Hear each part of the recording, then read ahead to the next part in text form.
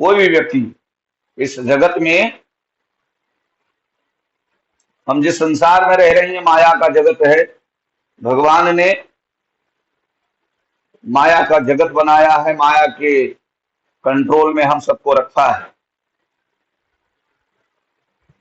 क्योंकि हम सब बड़े अपराधी थे, इसलिए हमको यहां भेजा गया।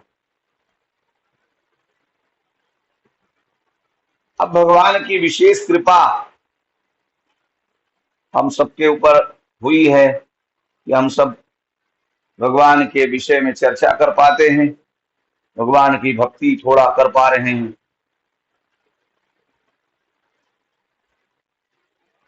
क्या है, बिन सत्संग विवेक न होई, और राम कृपा बिन सुलभ न सोई। तो गोस्वामी तुलसीदास जी कहते हैं कि बिना सत्संग के को ज्ञान नहीं होगा,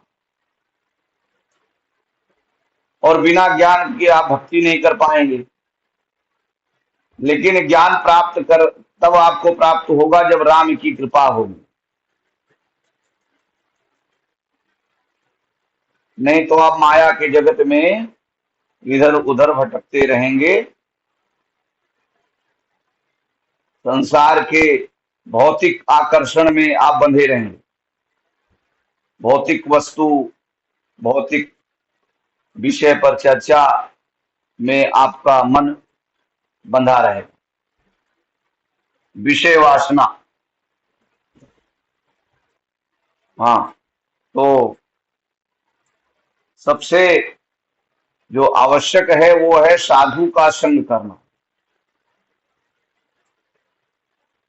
अगर आपको इस दुखालयम अशाश्वतम जगत से निकलना है, क्योंकि इस जगत में जो जन्म लेता है वो, इस संसार में चार चीजें मूल रूप से हम सबको प्राप्त होती हैं। पहला जन्म, फिर जरा, व्याधि और अंत में मृत्यु। जन्म मृत्यु जरा व्याधि से सारा जगत परेशान है। बार बार जन्म लेना, बार बार बुढ़ापा आना, बार बार रोग होना, फिर पुनः शरीर छोड़ना।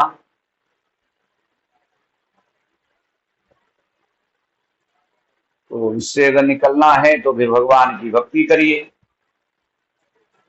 कृष्ण की भक्ति करिए।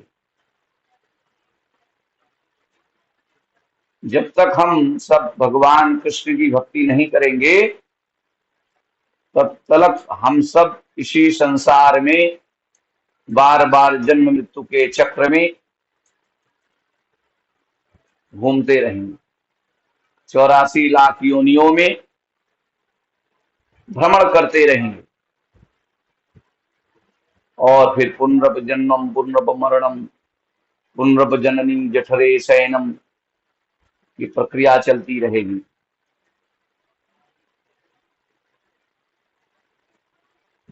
कभी इस माता के उदर में, कभी उस माता के उदर में, कभी मानव का वस्त्र, कभी पशु का, कभी किसी वृक्ष की योनि, अलग अलग कर्म के अनुसार हम सब भ्रमण करते रहते हैं। और जब हम भगवान की भक्ति करते हैं तो इस दुखालयम अशाश्वतम जगत से सुखालयम शाश्वत जगत में चले जाते हैं,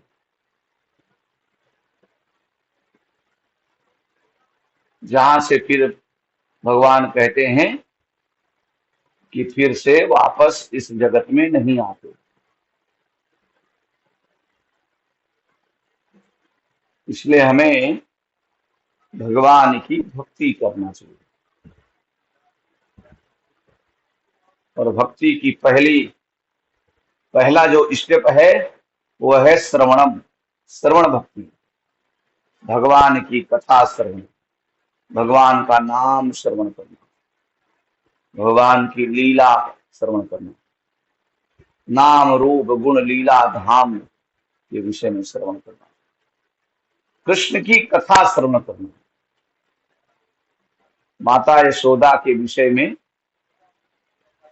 चिंतन करना, ध्यान करना, वात्सल्य भक्ति।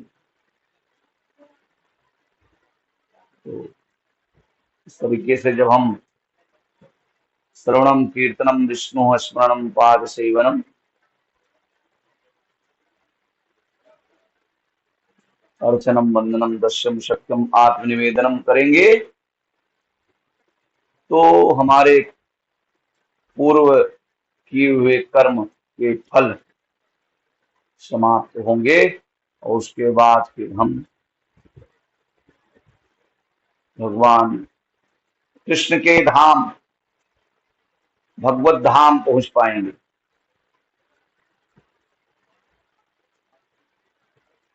इसलिए हमें इसलिए हमें भगवान की भक्ति करनी चाहिए। और भक्ति के लिए सबसे पहले भक्ति आप तभी करेंगे जब आप साधु संग करेंगे। साधु संग मतलब कोई साधु का वेश धारण किया हुआ व्यक्ति ही साधु नहीं। भगवान का जो भक्त है, ऐसा नहीं है कि जो पीले वस्त्र पहना है, बड़ी बड़ी जटाएं रखी है, बड़े बड़े बाल रखे हैं, 10-15 जो है माला धारण किया है वही साधु है, नहीं। भगवान का भक्त, भगवत भक्त वो है साधु, वैष्णव। तो ये विधान है कि साधु का संग करिए। साधु संग जब करेंगे, जब आप किसी साधु का संग करेंगे, किसी वैष्णव का संग करेंगे, किसी भक्त का संग करेंगे, तो फिर आप क्या करेंगे, तब आप भजन कर पाएंगे, भजन। क्योंकि साधु का संग करने से आपको आध्यात्मिक ज्ञान प्राप्त होगा, तब आपको आध्यात्मिक ज्ञान प्राप्त होगा। भौतिक ज्ञान तो आप संसार में लेते हैं, कुछ समय तक रहता है और फिर जब यह शरीर छोड़ते हैं तो पुनः भौतिक ज्ञान समाप्त हो जाता है, लेकिन आध्यात्मिक ज्ञान समाप्त नहीं होता। हाँ, तो जब आप कृष्ण के विषय में सुनेंगे, कृष्ण, तो वो उसको सुनने के लिए आपको साधु का संग करना पड़ेगा। भगवान की कथा लीला धाम के विषय में जानने के लिए आपको साधु का संग करना पड़ेगा, किसी भक्त का संग करना पड़ेगा, वैष्णव का संग करना पड़ेगा। तो इसलिए इसका सिस्टम है कि पहले आप साधु का संग करिए, फिर भजन करिए। तो भजन जब करेंगे तो फिर क्या होगा,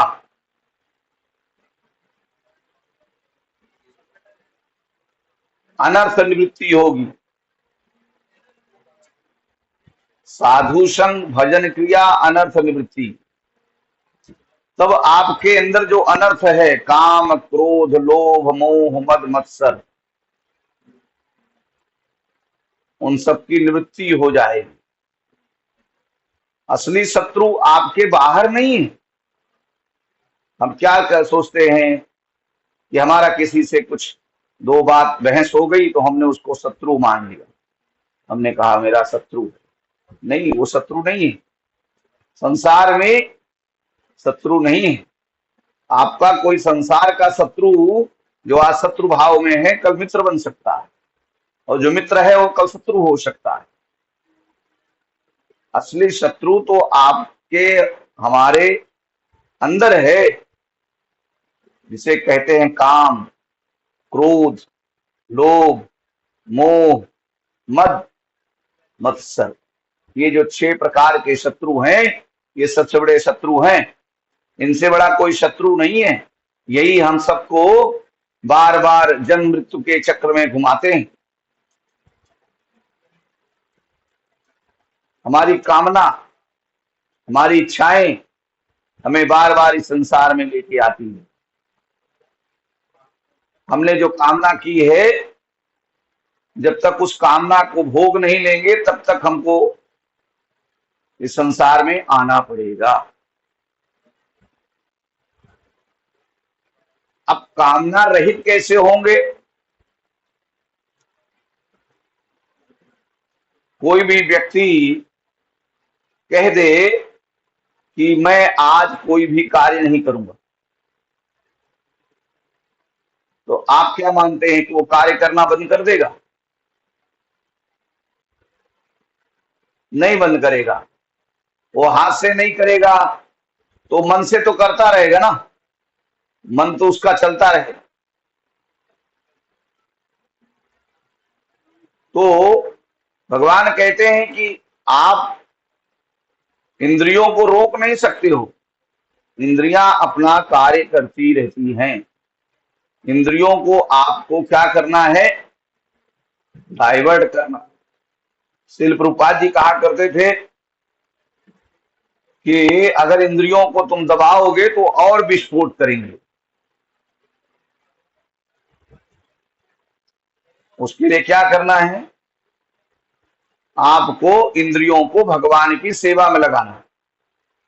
जैसे आप टीवी देखते हैं, अब दिन भर आप टीवी में लगे रहते हैं, तो आप टीवी में ना लग करके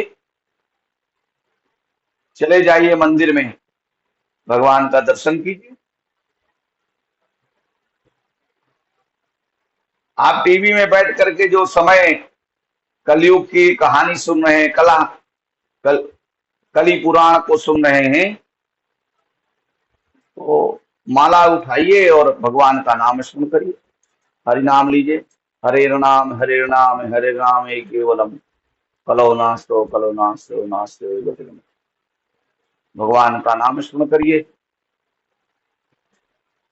आप प्रसाद खाते हैं तो वैसे भी आप खाने वाले तो वही हैं, जीवा को टेस्ट दो चाहिए तो बढ़िया सुंदर व्यंजन बनाइए, लेकिन मटनम चिकनम नहीं। भगवान ने मटनम चिकनम के लिए नहीं कहा, भगवान ने कहा पत्रम पुष्पम फलम तोयम एमे भक्ता प्रयच्छति। क्या करो? पत्र पुष्प फल शुद्ध प्रसाद बनवाइए, भगवान को भोग लगाइए और उसके बाद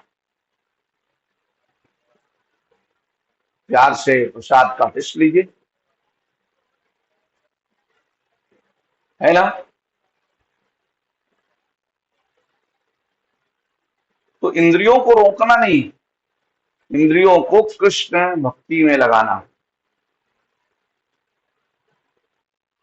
तब जाके हम सब कामना रहित होंगे। और कामना भी करना है तो भौतिक कामना नहीं करना है, कामना करना भी है तो आध्यात्मिक कामना करना है। भौतिक कामना करेंगे तो भौतिक जगत में आएंगे, और आध्यात्मिक कामना करेंगे तो आध्यात्मिक जगत में चले जाएंगे जहां कृष्ण है।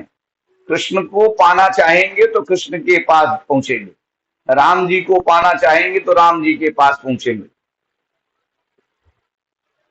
लेकिन संसार के विषय में चिंतन करेंगे, संसार के पद पाने की इच्छा करेंगे, संसार का सुख लेने की इच्छा करेंगे, अरे भाई मैं मंत्री बन जाऊं, मैं ये बन जाऊं, मैं ये हो जाऊं। तो ये जो सारी चीजें कामनाएं होती हैं, तो फिर वही हमारे जन्म का कारण बनती हैं, क्योंकि भगवान तो हमारे हृदय में बैठे हैं।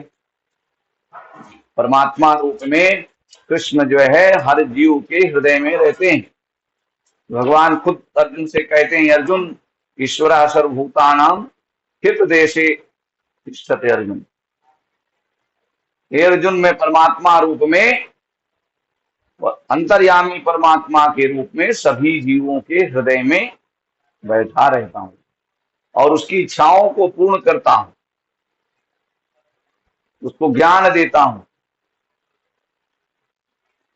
तो इस तरीके से भगवान हम सबके हृदय में रहते हैं और जो इच्छा करते हैं, अगर आप इच्छा करेंगे कि हे कृष्ण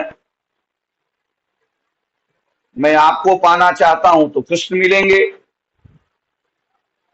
तो जिस विषय की कामना आप करेंगे तो वो प्राप्त होगा।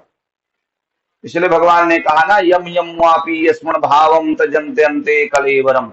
अगर जीवन पर्यंत आप भगवान की भक्ति करते रहेंगे तो अंतिम समय में आपको कृष्ण याद आएंगे, राम जी याद आएंगे, शिव जी याद आएंगे। अदरवाइज आपको संसार के विषय याद आएंगे जिससे आप ज्यादा कनेक्शन रखेंगे।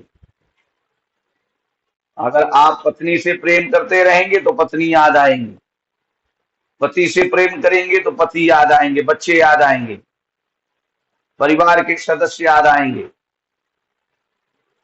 या किसी पशु से आपने प्रेम कर लिया है महाराज भरत की तरह, जैसे महाराज भरत ने अंतिम समय में हिरण से प्रेम कर लिया तो उन्हें हिरण का शरीर प्राप्त हुआ। तो इसे अगर जो ये सब जीव पालते हैं, पालना चाहिए जीवों को, लेकिन अटैचमेंट नहीं होना चाहिए। लोग आजकल बहुत से चीजें पालते हैं, है ना। घर घर में गाय नहीं मिलती आजकल, गायों का पालने का प्रचलन समाप्त हो गया। कुत्ते पालते हैं, कुत्ते कुत्ते बिल्ली पालते हैं और फिर कुत्ते बिल्ली का जीवन प्राप्त करते हैं। अगला जीवन कुत्ते बिल्ली का जीवन। गाय थोड़ी पालते हैं, गाय पालेंगे तो कृष्ण से प्रेम होगा। जो गाय पालता है तो उससे कृष्ण भी प्रेम करते हैं और वो कृष्ण से प्रेम करता है, क्योंकि नमो ब्राह्मण देवाय गो ब्राह्मण हिताय चा जगद्दिताय कृष्णाय गोविंदाय नमो नमः। तो कलयुग में क्या है, दो का पतन है। एक भगवान के भक्त अर्थात ब्राह्मण। ब्राह्मण मतलब कोई जाति ब्राह्मण के विषय में मैं नहीं कहता हूं। जात से भले ही वो ब्राह्मण है, लेकिन अगर उसका कर्म नीचा है तो ब्राह्मण कैसे है। भगवान का भक्त जो है, और गौ माता का भी पतन है। गौ माता काटी जा रही है, गौ माता की हत्या हो रही है।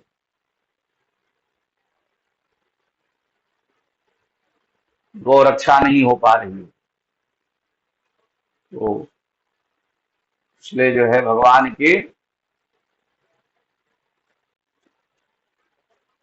नियम है कि साधु संग करिए, फिर भजन क्रिया फिर आप करेंगे, फिर आपका अनर्थ मृत्यु होगा, तब जाके आप भक्ति कर पाएंगे।